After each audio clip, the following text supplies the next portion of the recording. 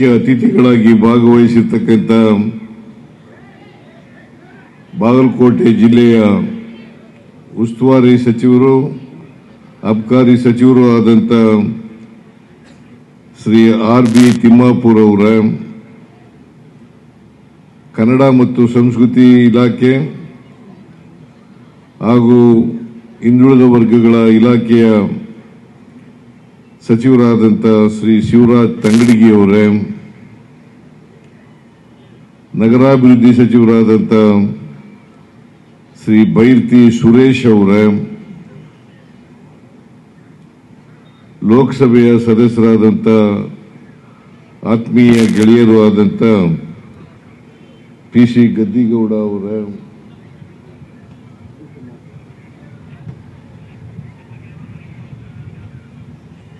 ಬಾದಾಮಿ ಕ್ಷೇತ್ರದ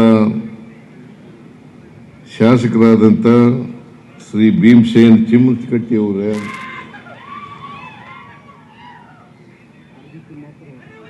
ಹೇಳಿದೆ ಶಾಸಕರಾದಂಥ ವಿಜಯಾನಂದ ಕಾಶಪ್ಪನವರೇ,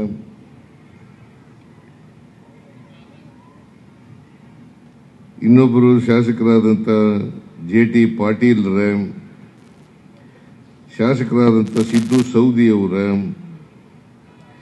ವಿಧಾನ ಪರಿಷತ್ತಿನ ಸದಸ್ಯರಾದಂಥ ಪಿ.ಎಚ್. ಪೂಜಾರ್ ಅವರೇ,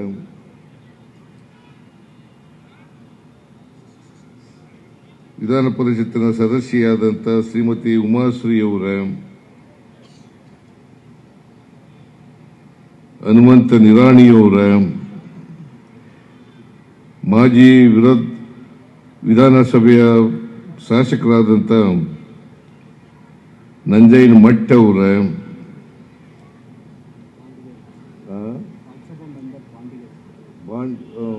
ರಾಜ್ಯಸಭಾ ಸದಸ್ಯರಾದಂಥ ಬಾಂಡಿಗೆ ಅವರೇ, ಅಲ್ಲಿ ಕೂತಿದಾರ, ಸಾರಿ, ಬಾಂಡಿಗೆ ಅವರೇ,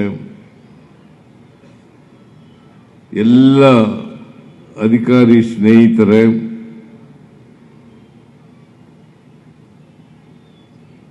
ಆಹ್ವಾನಿತ ಗಣ್ಯರೇ, ಇಲ್ಲಿ ಇಷ್ಟೊಂದು ದೊಡ್ಡ ಸಂಖ್ಯೆಯಲ್ಲಿ ಸೇರಿರ್ತಕ್ಕಂಥ ಆತ್ಮೀಯ ಬಂಧುಗಳೇ, ತಾಯಂದಿರೇ, ಎಲ್ಲ ಯುವಕ ಮಿತ್ರರೇ, ಸುದ್ದಿ ಮಾಧ್ಯಮದ ಗೆಳೆಯರೇ, ಸಮಯ ಬಹಳಷ್ಟು ಆಗಿದೆ. ಈಗಾಗಲೇ ಅನೇಕರು ಮಾತಾಡಿದ್ದಾರೆ, ಇನ್ನೂ ಕೆಲವು ಮಾನ್ಯ ಸದಸ್ಯರುಗಳು ಮಾತನಾಡಬೇಕಾಗಿತ್ತು. ಸಮಯದ ಅಭಾವದಿಂದ ಅವರು ಯಾರು ಕೂಡ ಮಾತಾಡ್ತಾ ಇಲ್ಲ. ನಾನೇ ಕೊನೆ ಭಾಷಣಕಾರ.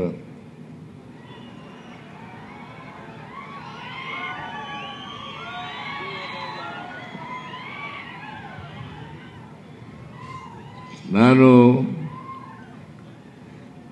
ಬಾದಾಮಿ ಕ್ಷೇತ್ರದ ಶಾಸಕನಾಗಿದ್ದೆ 5 ವರ್ಷಗಳ ಕಾಲ.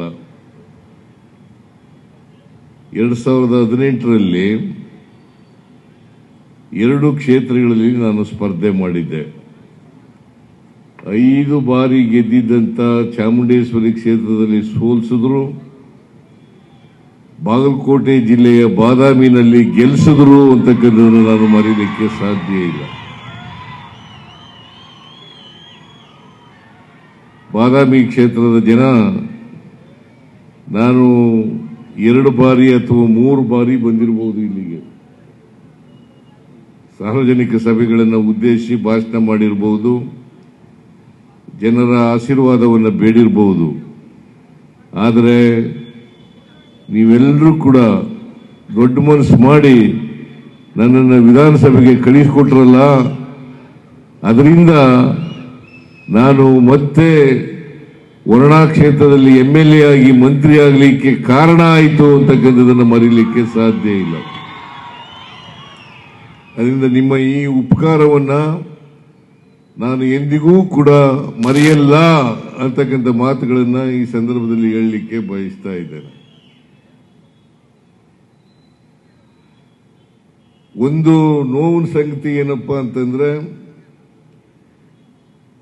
ನಾನು MLA ಆಗಿರುವಾಗ, ಬಾದಾಮಿ MLA ಆಗಿರುವಾಗ ಚಾಲುಕ್ಯರ ಉತ್ಸವ ನಡೀಲಿಲ್ಲ, ಮೂರ್ತಿ ಇಮ್ಮಡಿ ಪುಲಿಕೇಶಿಯವರ ಮೂರ್ತಿ ಪ್ರತಿಷ್ಠಾಪನೆ ಆಗಲಿಲ್ಲ ಅಂತಕ್ಕಂಥದ್ದು ನೋವಿನ ಸಂಗತಿ. ಇವತ್ತು ಇಮ್ಮಡಿ ಪುಲಿಕೇಶಿ ಅವರ ಪ್ರತಿಮೆಯನ್ನ ಅನಾವರಣ ಮಾಡಲಿಕ್ಕೆ ಶಂಕುಸ್ಥಾಪನೆಯನ್ನ ಮಾಡಿದ್ದೇವೆ. ಭೀಮಸೇನ ಚಿಮ್ಮನಕಟ್ಟಿಯವರು ಅವರ ಒತ್ತಾಯದಿಂದ ಇದನ್ನ ಮಾಡಿದ್ದೇವೆ ಅಂತಕ್ಕಂಥ ಮಾತುಗಳನ್ನು ಹೇಳಲಿಕ್ಕೆ ಬಯಸ್ತಾ ಇದ್ದೇನೆ. ಈ ವರ್ಷ ಚಾಲುಕ್ಯ ಉತ್ಸವ ಆಗಲೇಬೇಕು ಅಂತೇಳಿ ಭೀಮಸೇನ ಚಿಮ್ಮನಕಟ್ಟಿಯವರು ಮತ್ತು ತಿಮ್ಮಾಪುರ ಅವರು ಮತ್ತು ಇತರ ಎಲ್ಲ ಶಾಸಕರುಗಳು ಕೂಡ, ಈ ಭಾಗದ ಶಾಸಕರುಗಳು ಒತ್ತಾಯವನ್ನು ಮಾಡಿದ್ರು.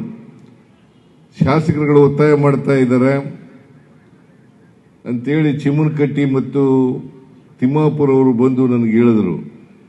ನಾನು ಹೇಳಿದೆ, ನಾನಿರುವಾಗ ಮಾಡೋಕ್ಕಾಗಲಿಲ್ಲ, ಈಗ ನಾನು ಈ ರಾಜ್ಯದ ಮುಖ್ಯಮಂತ್ರಿ ಆಗಿದ್ದೇನೆ, ಚಾಲುಕ್ಯರ ಉತ್ಸವವನ್ನು ಮಾಡೋಣ ಅಂತ ಹೇಳಿ ಬಜೆಟ್ನಲ್ಲೇ ಘೋಷಣೆಯನ್ನು ಮಾಡಿದೆ. ಬಜೆಟ್ನಲ್ಲಿ ಘೋಷಣೆ ಮಾಡಿ ಇವತ್ತು ಚಾಲುಕ್ಯ ಉತ್ಸವ 2026 ನಡೀತಾ ಇದೆ. ನಾವೆಲ್ಲರೂ ಕೂಡ ಭಾಗಿಯಾಗಿದ್ದೀವಿ. ಅದಕ್ಕೆ 3 ಕೋಟಿ ರೂಪಾಯಿಗಳನ್ನು ಕೊಟ್ಟಿದ್ದೇನೆ. ಅದು ಸಾಲಲ್ಲ ಅಂತ ಹೇಳಿದ್ದಾರೆ. ಇನ್ನ 1 ಕೋಟಿ ರೂಪಾಯಿಯನ್ನು ಕೊಡಬೇಕು ಅಂತ ಹೇಳಿದ್ದಾರೆ. ಇನ್ನ 1 ಕೋಟಿ ರೂಪಾಯಿಯನ್ನ ಕೊಡುತ್ತೇನೆ.